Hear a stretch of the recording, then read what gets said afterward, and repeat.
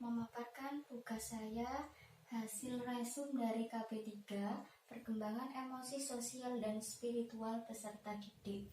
Nah, di sini yang akan saya sampaikan ada 4 komponen. Yang pertama, pengertian perkembangan emosi sosial dan spiritual peserta didik. Kemudian yang kedua, karakteristik perkembangan emosi sosial dan spiritual. Yang ketiga, faktor-faktor yang mempengaruhi perkembangan emosional, sosial, dan spiritual peserta didik. Dan yang keempat, implikasi emosi sosial, spiritual peserta didik dalam pembelajaran. Untuk yang pertama, pengertian dari perkembangan emosi sosial dan spiritual peserta didik adalah perkembangan perasaan yang ada dalam diri individu yang mencakup perasaan dan mengacu pada perilaku, respon individu, dan aspek yang lebih banyak melihat lubuk hati nurani, pribadi, dan sikap personal. Untuk yang kedua, karakteristik perkembangan emosi sosial dan spiritual. Untuk emosi, ini terdiri dari elicitors, receptor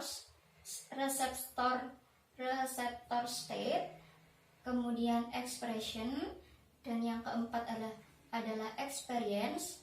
Untuk yang spiritual itu adalah the fairy tale state, tingkat dongeng usia 3-6 tahun.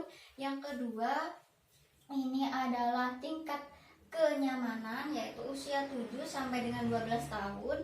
Dan yang ketiga ini adalah the individu state, ini adalah usia remaja. Sedangkan untuk yang sosial ini dibagi menjadi 6 tahapan, yaitu umur 0 sampai 1 tahun, kemudian 2 sampai 3 tahun, 4 sampai 5 tahun, 6 sampai dengan 11 tahun, 12 sampai 18 atau 20, 18 atau 19 sampai dengan 30. Yang ketiga, faktor yang mempengaruhi perkembangan emosi, sosial, dan spiritual peserta didik. Ini yang pertama, emosi. Ini faktor yang mempengaruhi. Yang pertama adalah pengaruh keadaan individu sendiri, misalkan usia, kemudian fisik, intelijensi, dan yang kedua, konflik-konflik dalam proses perkembangan, dalam fase perkembangan setiap anak melalui berbagai konflik. Yang ketiga ini adalah faktor lingkungan. Untuk yang kedua, sosial. Yang pertama, faktor individu. Yang kedua, lingkungan keluarga. Ini terdiri dari status anak dalam keluarga, kemudian keutuhan keluarga, sikap dan kebiasaan orang tua. Yang ketiga, faktor dari luar rumah, yaitu pengaruh dari teman sebaya dan media massa. Kemudian, apa saja yang ada dalam faktor dari luar rumah?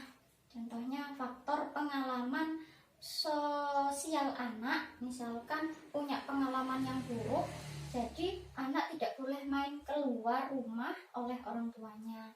Yang ketiga, spiritual. Ada 7 faktor. Yang pertama, lingkungan keluarga, kemudian lingkungan sosial, lingkungan sekolah, kemudian lingkungan pergaulan, lingkungan masyarakat, kemudian faktor genetis, tingkat penalaran, dan teknologi.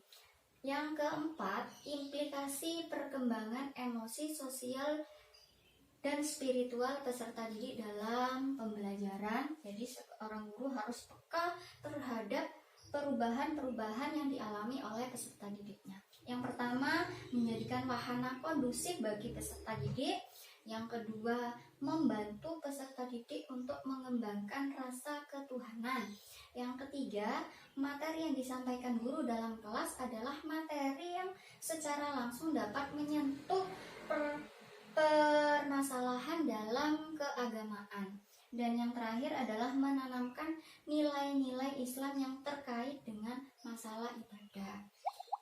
Itu dari saya, kurang lebihnya mohon maaf. Saya akhiri. Wassalamualaikum warahmatullahi wabarakatuh.